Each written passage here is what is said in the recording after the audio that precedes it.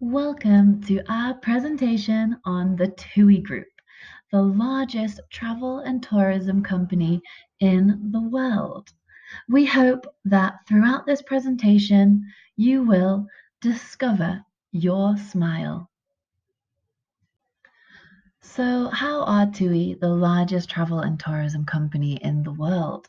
Well, they have 1,600 travel agencies, 380 hotels, 150 aircraft, and 16 cruise liners. And they have 70,000 employees, 27 million customers, and over 19.5 billion euros revenue. Okay, so where are their headquarters located? They're in Hanover, Germany.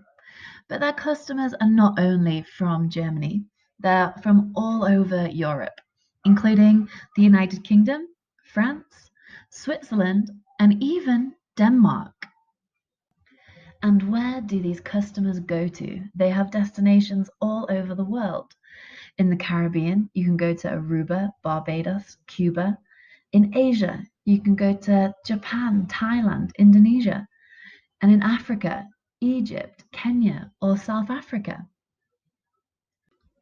So, what does this mean? It means that the travel and tourism industry is a really risky business, and it's very important to correctly identify, analyze, and choose the correct risk treatment for each risk. Here are our identified risks. First, we have strategic risks, IT development and strategy, competition and customer preferences, and Brexit. Then we have a financial risk, input cost volatility, and a natural risk, destination disruption. So after identifying those risks and analyzing them into strategic risks, natural risks, and financial risks, we have been allocated a $1 million budget to spend on risk treatment. How are we going to decide which risk treatments to use and how much to spend on each one? We have to use all of our analysis and evaluation to make sure we allocate the money correctly. So here we have our risk heat map for the 5 risks that we have identified. And as you can see, Brexit, for example, is the most critical as it has the highest likelihood of occurring as well as the greatest consequences. As you can see on our risk heat map, all of the risks that we have identified and analysed are either critical or major on the risk heat map. So this means we need to allocate treatment to all of them. When considering which risk treatments to use, the Executive Board and the Risk Oversight Committee analyze these in regards to their risk appetite and which treatment they think will bring it in line with their strategy.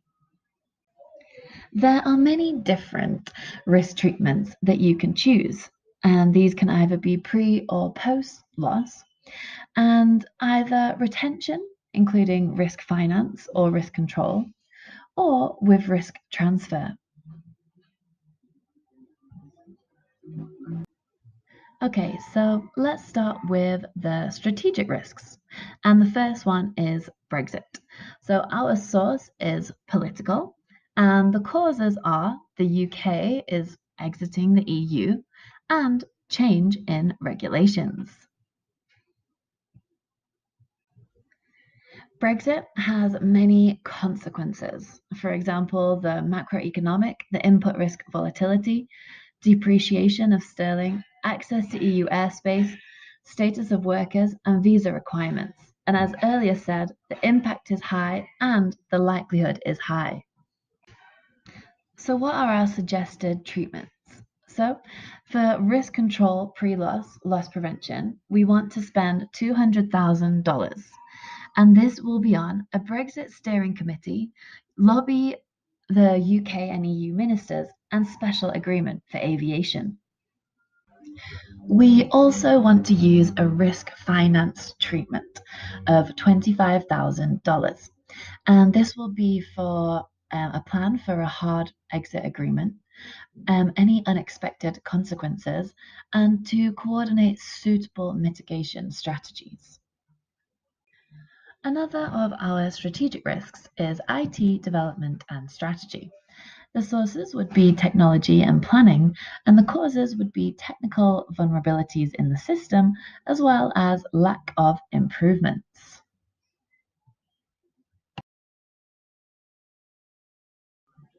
The consequences that we have identified for this risk are system failures, loss of customers, and compromised data. The impact would be high and the likelihood is moderate.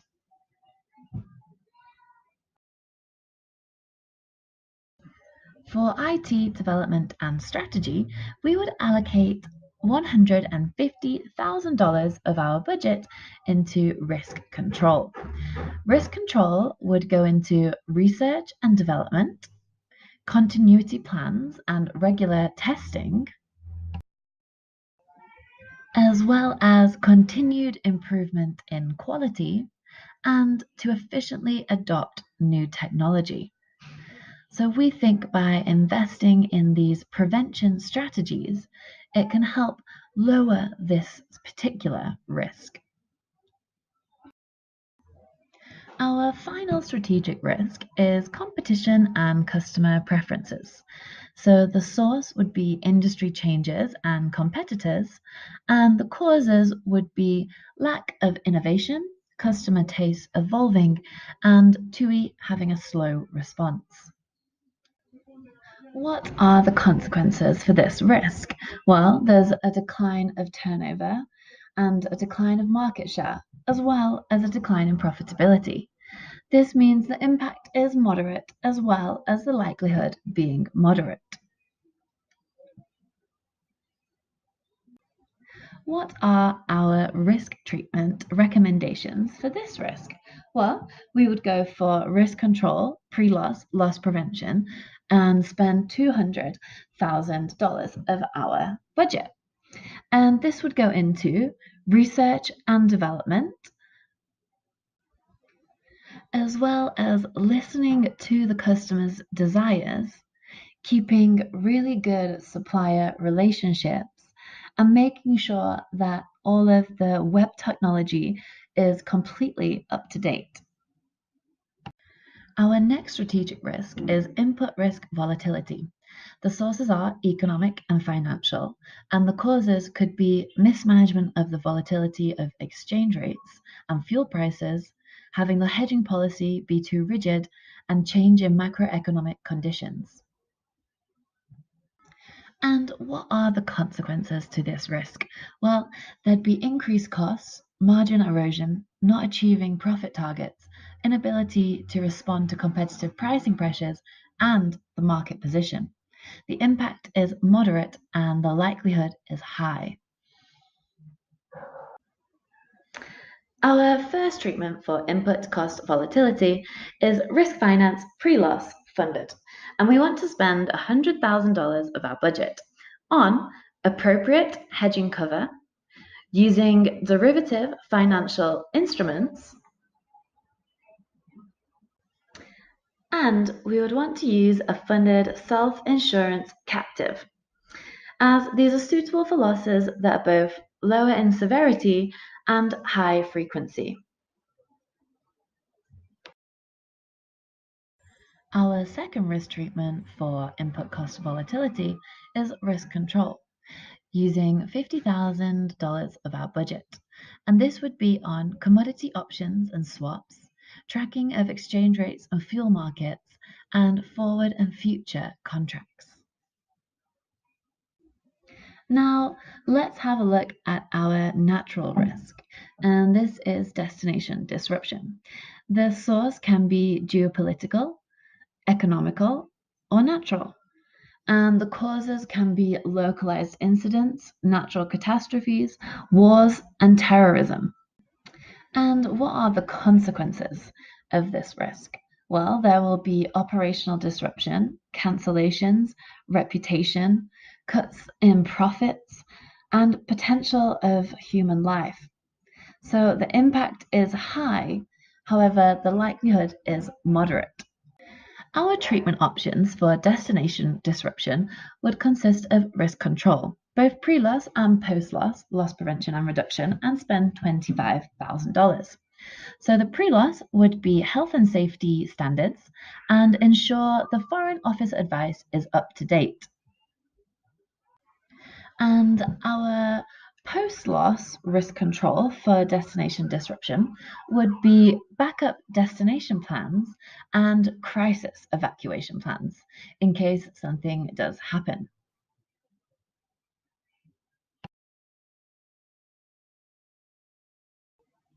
And for destination disruption, we would also use risk transfer and spend $200,000 on insurance. This would include cover for health epidemics, natural disasters, terrorist attacks, and political volatility.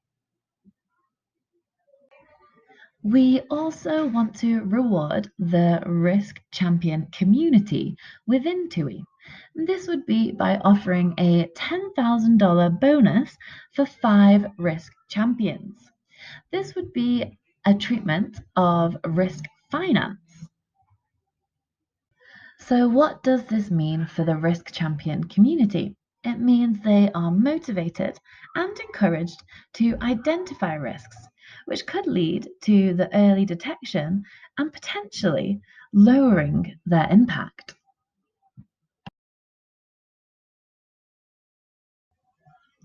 Here we have our risk treatment overview and how we spent the $1 million budget.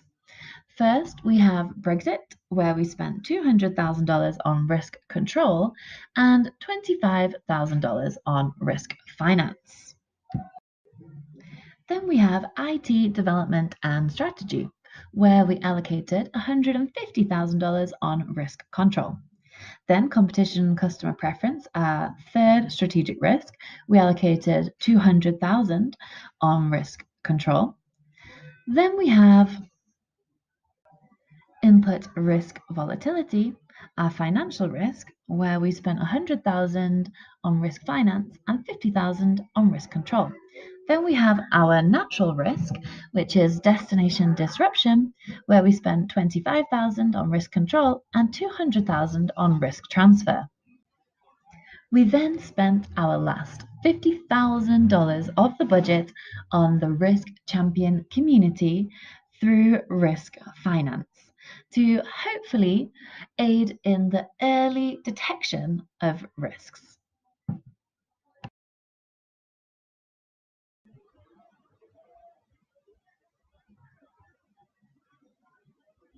Both John Coleman and myself, Olivia Rusby, would like to thank you for watching and listening to our presentation about TUI and their risk treatments.